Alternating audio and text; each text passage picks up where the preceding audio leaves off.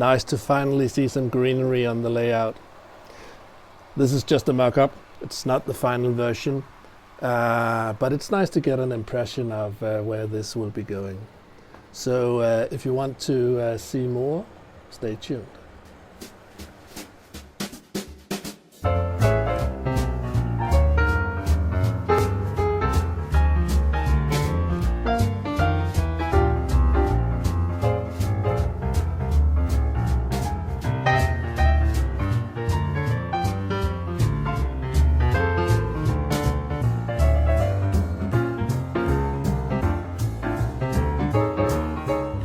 But as usual, first we'll go back in time, and here you can see the area that is going to be covered. I'm going to take the point of departure in this beam here, and then I'll build the landscape from that point onwards. And it's good to start here, because then I'll cover this area first. I will keep the manhole, of course, because it's really important that I have access to the tracks.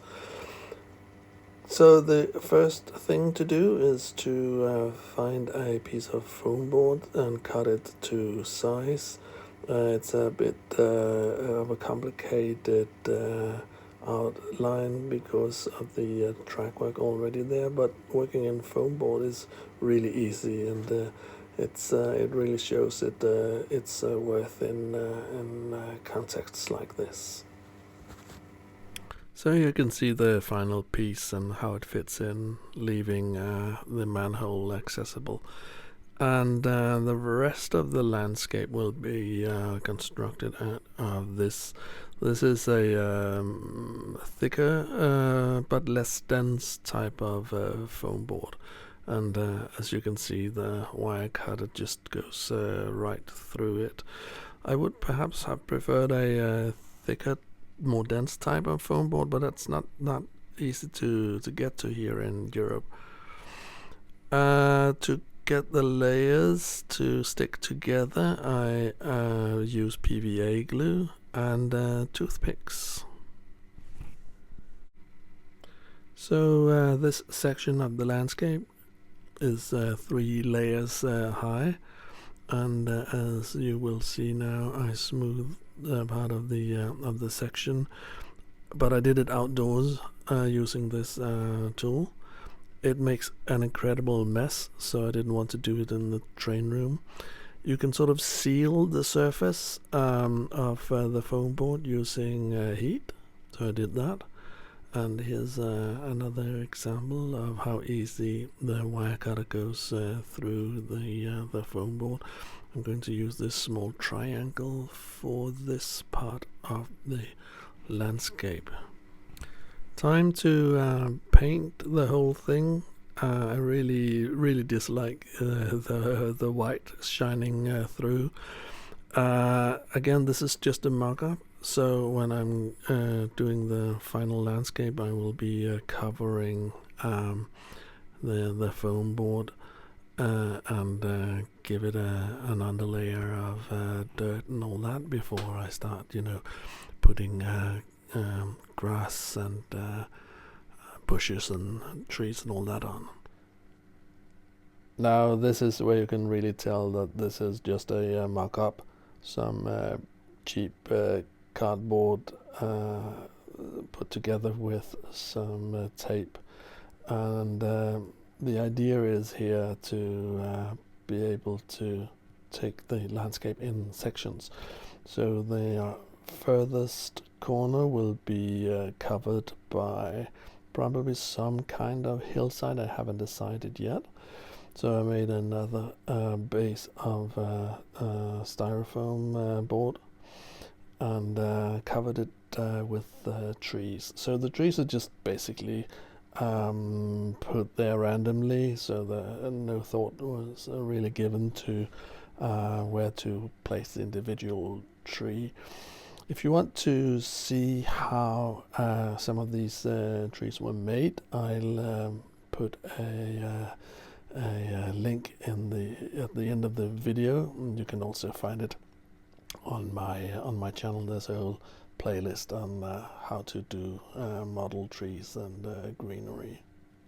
So after all that, there is really just one thing to do here, and that is to cover up what will hopefully at some point be sort of a fake bridge. It's really a tunnel, but since we don't have many tunnels in Denmark, all the spots where the trains disappear will have to be made to look like something else. For instance, a concrete bridge like this. Again, this is just a mock-up, so don't be too harsh on it. If we turn our attention from this area to the other side of the corner, you can see I've been experimenting with a bridge here. And again, all this is just mock-ups, so final version will look differently. But the idea is to take the branch line across the bridge and maybe connect it to the embankment area over here. Oh yeah, and here you can see another thing that I've been working on, a new building for the city. Well, I said new building. Actually, it's an old building in the sense that I bought this second hand. And if you are prepared to use or reuse a model that somebody else built, then they're actually pretty good deals to be had on the second-hand market here. So this model is from Kibri. It's called Postoffice Munderkingen. So although it's a German building originally, I think it has a number of qualities that that makes it acceptable as a Danish building as well. There are a few things that you'll have to change. The color scheme, for instance. I don't know what it is about Kibri and maybe Germans in general. Why all this brown stuff? So I had to change the plinth here to a concrete color, and I toned down the yellowness of the facade a little. And of course this sort of faux baroque door ornamentation had to change color as well. I gave these small roofs a makeover to make them look like they were made of zinc or maybe lead, and the woodwork was changed to a dark red color. Could have used white here perhaps as well, but well, I preferred the red. So time for weathering the roof with a dark grey brownish color, and as you can see, I also gave the doors a bit of weathering. The same for the ornamentations around the doors. They wouldn't stay pristine white for very long in this era of quite heavy air pollution. A lot of fossil fuels were burned close to this building. Finally, I had to do a bit of repair work on the roof, so I decided to add a little moss. I think the owner of the building should get a guy out there and remove that moss, because it's not good for the roof. So that's all I'm going to do with the building now. It's funny because located here it almost looks like a station for the branch line, but I think I'm going to move it to this side of the city area, because it goes so well together with the other Kibri houses here. So one of the reasons I like this building is that, at least in a Danish context, it could be any kind of official or semi-official building. I mean, it could be a post office like Hebrew suggests, but you could also see this as maybe a grammar school or public library, or maybe a municipality, a government building of some sorts. So we're back where we started. that was it for now. I hope you liked what you saw. If you did so, please give the video a like, consider subscribing to the channel, and if you feel like it, leave a comment down below. So this is all I have had for you today. Now I'll, as usual, leave you with some running trains, and hope to see you next time. Bye bye.